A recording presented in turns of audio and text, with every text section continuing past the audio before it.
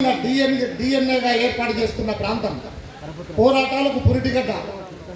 అలాంటి తెలంగాణలో ఏనాడు స్టేజ్ ఎక్కి నేను ఇది చేశాను అని చెప్పలేదు.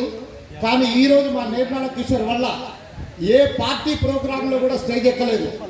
మా దర్వెల్లమ్మకు తెలుసు, మా దర్వంజనకు తెలుసు, మా విమలక్కకు తెలుసు, ప్రతి వాళ్లకు తెలుసు. కానీ మా డప్పు స్వామి ఇక్కడే ఉన్నాడు కళ్ళ ముందర, అందరికీ తెలుసు. కానీ ఏ రోజు నేను స్టేజ్ ఎక్కి ఇది చేసినా అని చెప్పలేదు. కానీ ఈరోజు నిర్మల కిషోర్ అన్న మా లెక్కనే నువ్వు కూడా మౌనంగా ఉంటే ఎట్లనే అన్నాడు. మౌనంగా ఎప్పుడు నేను యుద్ధంలో ఫిజికల్గా మూమెంట్లలోనే ఉన్నాం.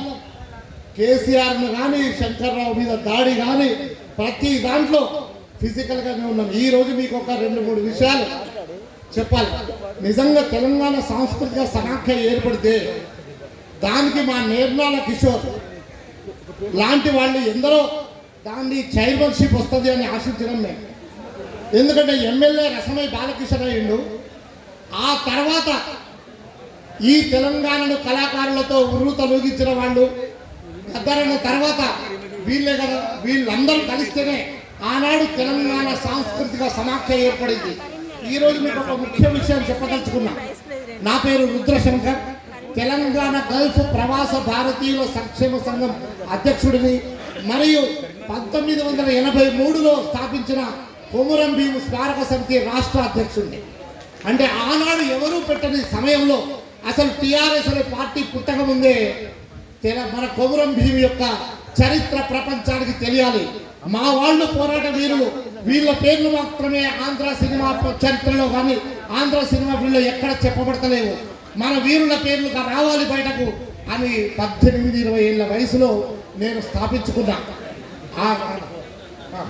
అయితే తెలంగాణ సాంస్కృతిక సమాఖ్య మీ కళాకారులు తెలంగాణ ఎట్లా వస్తుంది అని గద్దరన్నతో నేను నడిచిన 25-28 సంవత్సరాల సుదీర్ఘ యాత్రలో రోజు ఆయన పక్కన ఉండి ఎన్నో ప్రోగ్రాంలలో పాల్గొన్న నేను. అంతేకాదు నేను పనిచేస్తూ హైదరాబాద్లో అప్పుడప్పుడే ఎదుగుతున్న కొంత ఆ ఎదుగుతున్న దాంట్లో దాదాపు 50% నుంచి 70% నేను కళాకారులకి పెట్టిన అంటే బహుశా మీరు నమ్మకపోవచ్చు.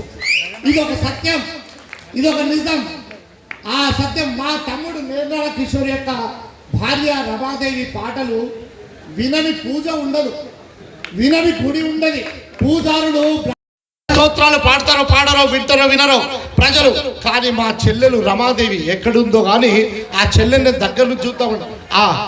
ఆ చెల్లెమ్మ ఆ బ్రాహ్మణ వేదాలు చదివిన బ్రాహ్మణోత్తములు కూడా ఇన్ని కథలు చెప్తారు. కానీ మా చెల్లెలాగా గొంతు, మా చెల్లెలాగా ఏ దేవుడి గుడిలో ఆంధ్ర వెళ్ళండి, తెలంగాణ వెళ్ళండి, బాంబే వెళ్ళండి, ఎక్కడ చూసినా నా చెల్లెదే వినబడుతుంది. ఏది మరి వీళ్ళకు విలువ అని ఈ 10 సంవత్సరాలు బాధపడ్డ వాళ్ళలో నేను ఒక్కనే. తమ్ముడు నిర్మల కిషోర్ యొక్క ప్రతి మాటలు వింటున్నా.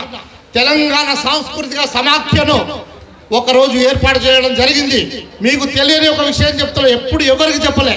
నా ఇంట్లో గద్దరన్న, నేను, గూడాంజయ్య కేవలం ముగ్గురమే కలిసి తెలంగాణ రావాలంటే తెలంగాణ సాయుధ పోరాటం కంటే బలమైన తెలంగాణ కళాకారుల బిడ్డల గొంతు ఆ పాట ద్వారానే ఒక తిరుగుబాటును సృష్టించగలుగుతారు.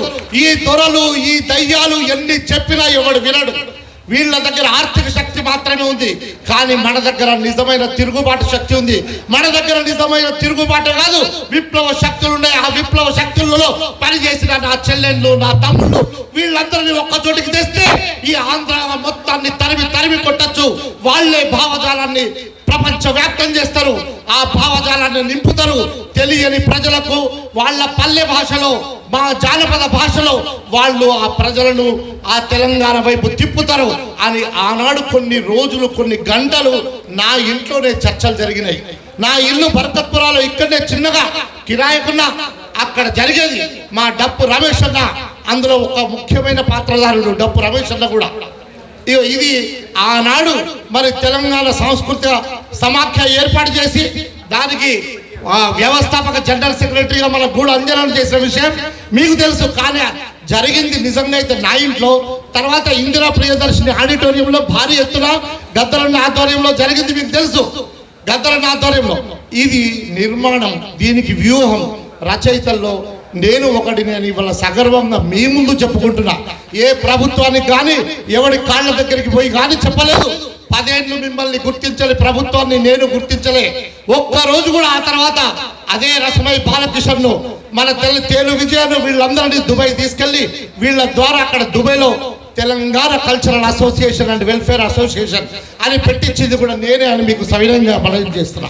10,000 మందితో ప్రపంచంలో ఎక్కడ జరగని ఒక బహిరంగ సభను ఇంటి ఆడిటోరియంలో పెట్టించి ఆనాడు ప్రపంచ వ్యాప్తం తెలంగాణ ఉద్యమాన్ని చేసింది కూడా మీ కళాకారులే అని పాదాభివందనం చేస్తూ చెప్తున్నా. బహుశా అందరూ ఉండకపోవచ్చు, అందరినీ తీసుకెళ్ళలేకపోవచ్చు నేను, కానీ తెలంగాణ ఉద్యమ సమయంలో చేసింది ఇది. ఆ తర్వాత తెలంగాణ గల్ఫ్ కార్మికుల విషయంలో, తెలంగాణ గల్ఫ్ తమ్ముడు చెప్పిండు ఇప్పుడే నేర్దాల కిషోర్, ఎన్నో శవాలను నాకున్న దాంట్లో దాదాపు కొన్ని 100 శవాలను నా కష్టార్జితంతో ₹1 కూడా చందా వసూలు చేయకుండా ఆ శవాలను పంపిస్తూ దాన్ని ఉద్యమ రూపంలో తెలంగాణలో నా బిడ్డలు 1000 మంది అక్కడ చనిపోతుంటే భారతదేశం నుండి ఎవడు మాట్లాడడం లేదేందిరా అని ఒక్కరోజు 5 శవాలను తీసుకొచ్చి ట్యాంక్ బండ్ మీద వైఎస్ రాజశేఖర రెడ్డికి అడ్డంగా పడుకోబెట్టింది కూడా నేనే అని గర్వంగా చెప్తున్నాను. కానీ దానికి గుర్తింపు తెచ్చింది ఈ పేద కళాకారులని మళ్ళీ గర్వంగా చెప్తున్నా. మీ పుణ్యమే ఈ రోజు 18 లక్షల మంది గల్ఫ్ కార్మికులకు 10 సంవత్సరాలు మోసం చేసిన కేసీఆర్ ను గద్దె దించడానికి మళ్ళీ కొన్ని కోట్ల రూపాయలు కూడా ఖర్చు పెట్టింది మేమే అని మళ్ళీ గర్వంగా చెప్తున్నాం మీకు. అంతేకాదు, ఎవడైతే మన వాళ్ళని గుర్తించడో వాడు వీడైనా వాడైనా ఎవడైనా వాని మీద తిరుగుబాటు మనం చేయాల్సిందే. ఎవడికి తల వంచాల్సిన పని లేదు. మళ్ళీ చెప్తున్నా, ఆ 18 లక్షల మంది గల్ఫ్ కార్మికులకు ఈ రోజు రేవంత్ రెడ్డి గవర్నమెంట్, నిజంగా చెప్తున్నా, నేను ఈ సభాముఖంగా రేవంత్ రెడ్డి ప్రభుత్వానికి కృతజ్ఞతలు తెలియజేస్తున్నా.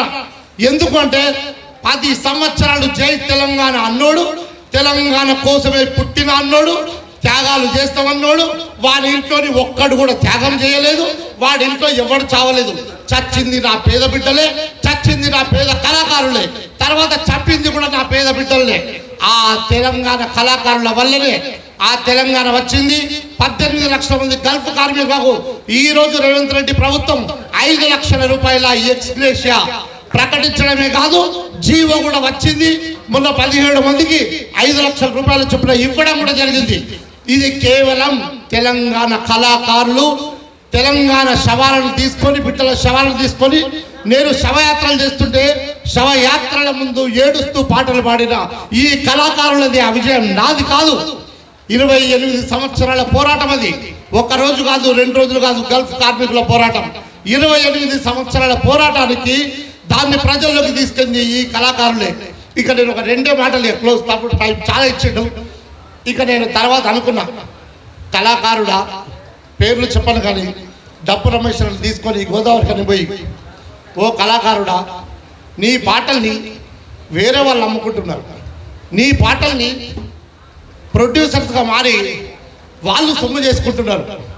నేను 100 మందికి అన్నం పెట్టలేను, కానీ నువ్వు ఒక్కడివి నీ పాటను నువ్వే ప్రొడ్యూస్ చేసి నువ్వే అమ్ముకో, నువ్వు ఒక ప్రొడ్యూసర్ అవుతావు, నువ్వే ఒక షాప్లో ఉన్నారు అవుతావని డప్పు రమేశ్వరుని తీసుకెళ్ళి ఒక 50,000 రూపాయలతోటి ఒక చిన్న video and audio musical Telangana పాటల షాప్ కూడా నేనే పెట్టించినాను. ఇది నా జీవితంలో ఒక మరపురాని రోజు. నేను మనసులో అనుకున్నా, ఇట్లా ఒక్కరికి కాదు, మీ అందరి దీవెనల వల్ల చాలామందికి చేసిన ఆ పేర్లు చెప్పుకుంటే ఉపయోగం లేదు. దయచేసి మీ అందరి ఆశీర్వాదంతో బస్ దీవించండి. పని చేస్తూనే ఉంటా, ఎదుగుతూనే ఉంటా, చేతనైనప్పుడు సహాయం చేస్తూనే ఉంటా. జై తెలంగాణ, జై తెలంగాణ కళాకారుల ఐక్యత, పోరాటమే మన ఊపిరి. రాజ్యంలో ఎవడున్నా, ఎవడు తప్పు చేసినా వారిని ఎదిరించడానికి ఎప్పటికీ గొంతు కలుపుతూనే ఉంటాం. అదే జై తెలంగాణ. థ్యాంక్ యూ అన్న.